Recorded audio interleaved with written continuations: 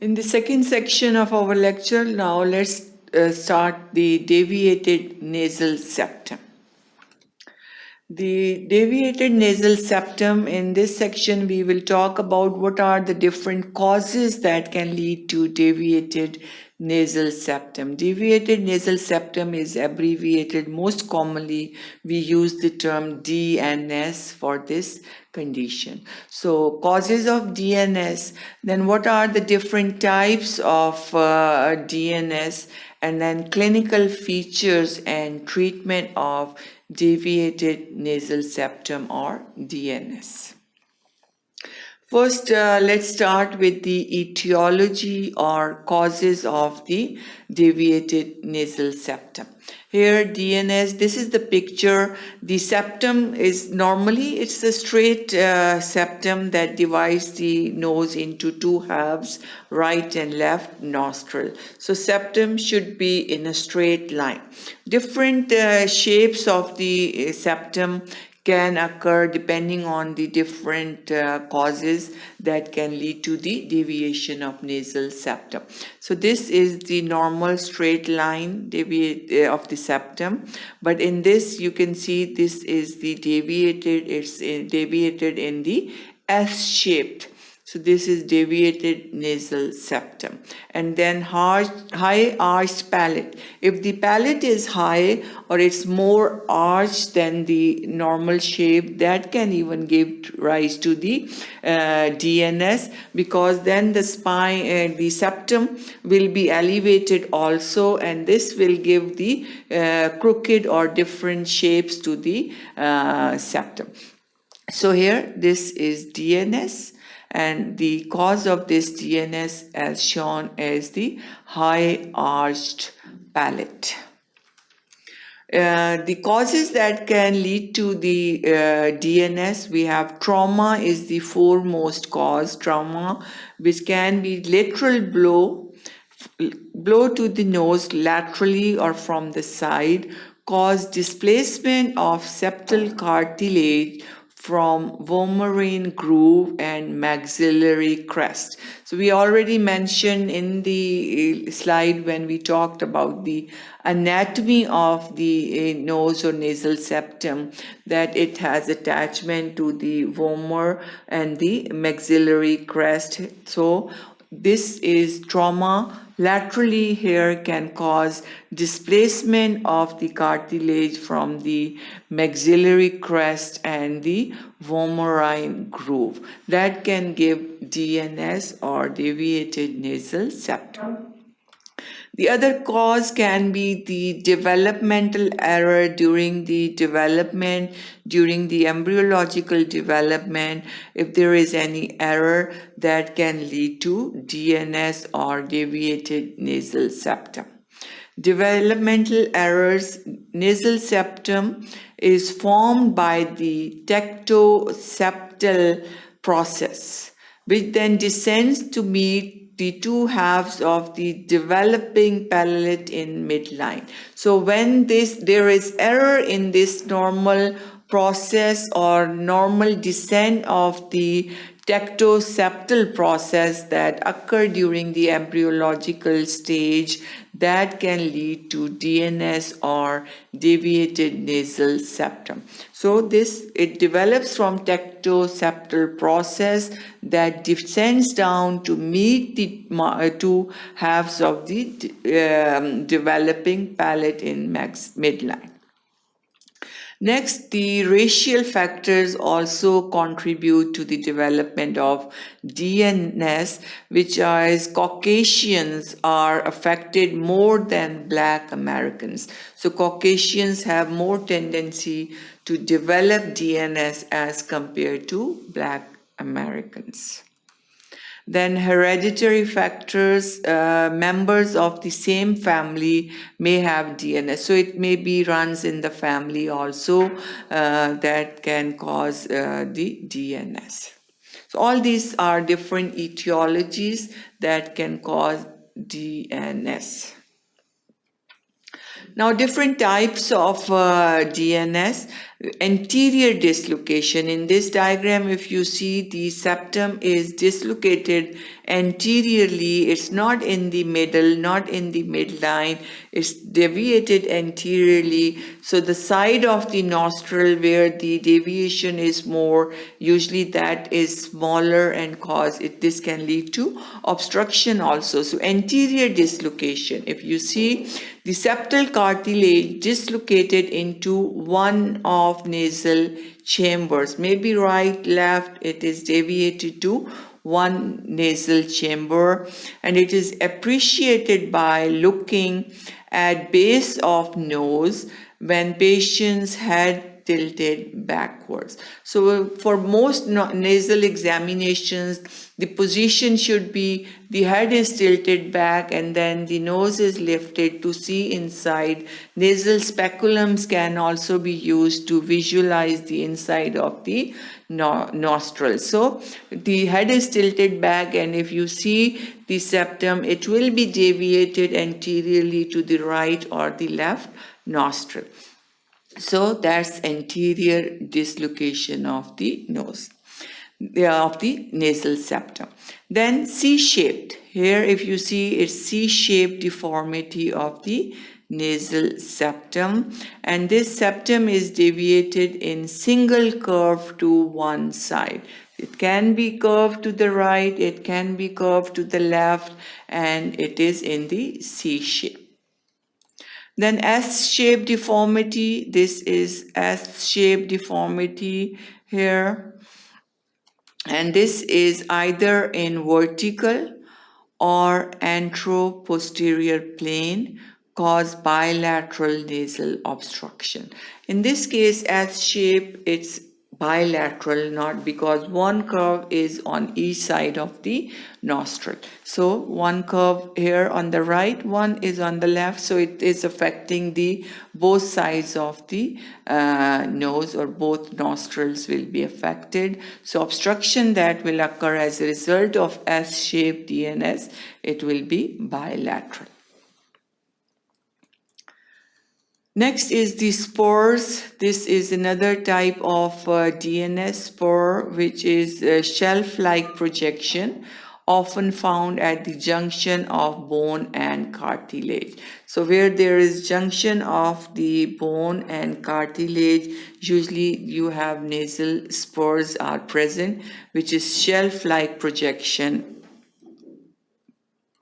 Then thickening of the nasal septum is another condition which is due to hematoma that can occur, or overwhelming of dislocated septal, overriding of dislocated septal fracture.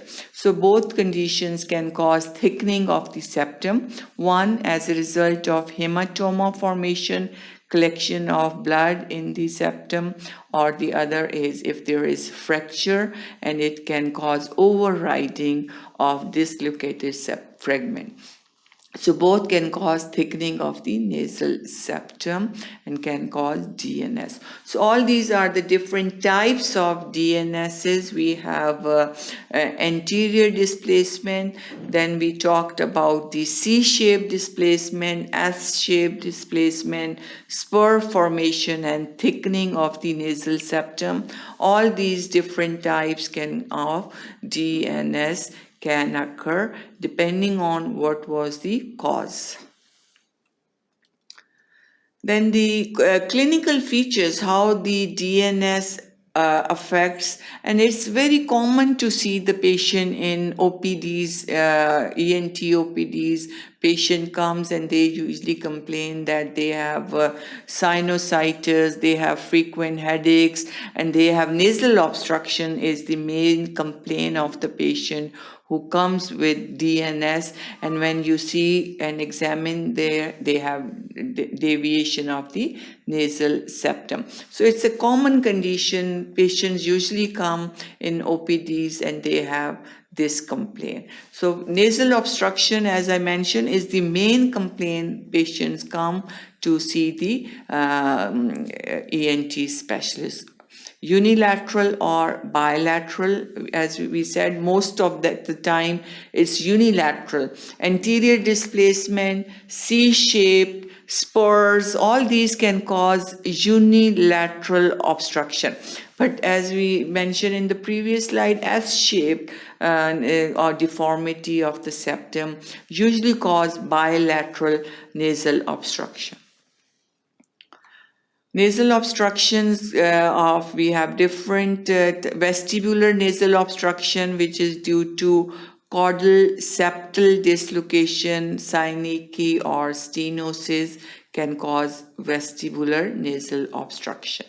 Then we have at the nasal valve, obstruction at the nasal valve is due to synecdoche, usually post-rhinoplasty. Any surgery which is performed, rhinoplasty is repair of the nose.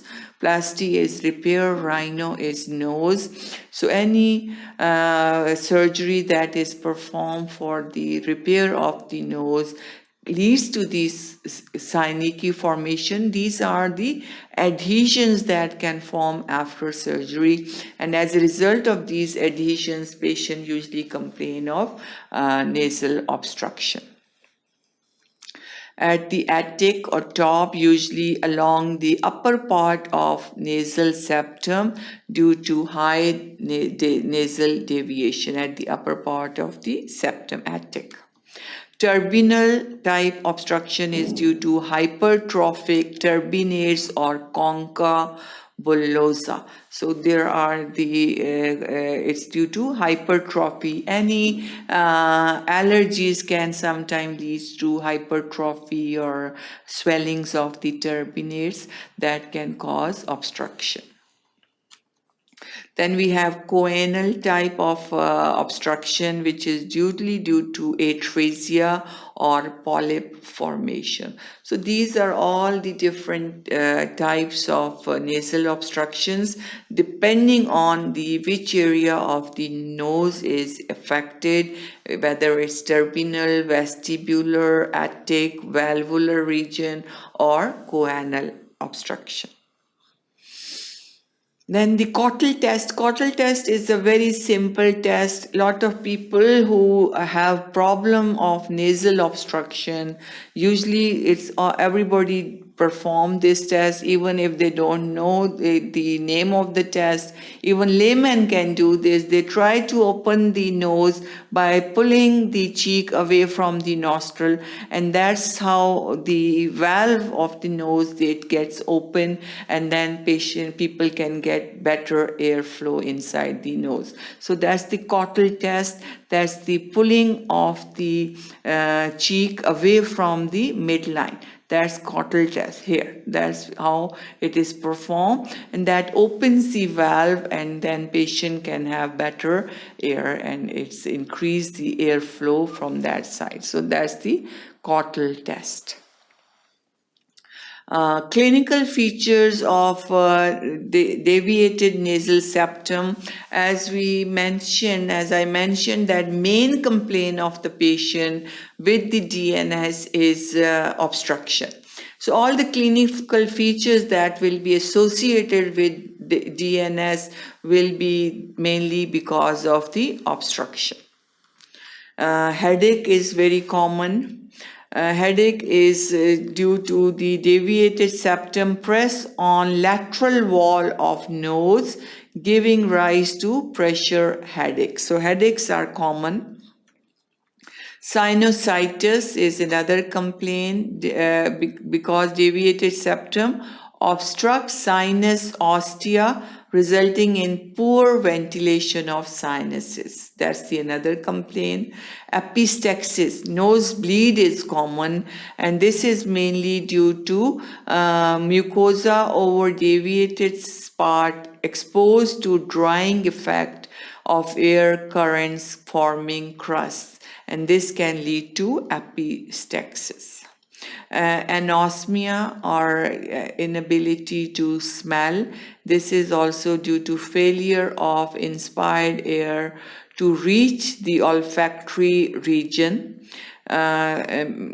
Cause trial or cause total or partial loss of sense of smell. So anosmia is basically total loss of the smell, but it can be partial, that can cause little smelling is possible, but mainly people cannot smell. Then we have the external deformity is also very common with DNS, deviation of cartilaginous or both the bony and the cartilaginous dorsum. Deformities of nasal tip or columella are common. Because of the nasal septum is deviated, external deformity is always usually present if it's prominent deviation. So all these are very common clinical features or presentations associated with DNS: headache, sinusitis, epistaxis, anosmia as a result of the effect on the olfactory region as a result of DNS. And then we have middle ear infections, which is DNS predisposed to middle ear infections also. Treatment of DNS, it's a surgery usually performed known as SMR is done, submucous resection operation, submucosal resection, in which there is removing of deflected part of bony and cartilaginous septum by elevating mucoperichondrial or mucoperiosteal flaps. It's a simple procedure. DNS patients come, and especially when the DNS is causing the problems for the patient, usually the surgery is performed, and it's a simple procedure in which the deviated portion is removed or fixed by just deflecting or elevating the nasal flaps, which can be mucoperichondrial or mucoperiosteal. So this is the diagram that shows the removal of the deviated nasal septum. So single incision made on one side of the septum and it's removed. After that, septoplasty is repair of the septum. This is the normal septum. If you see, it's in a straight line. This is the deviated septum. Here, incision is given.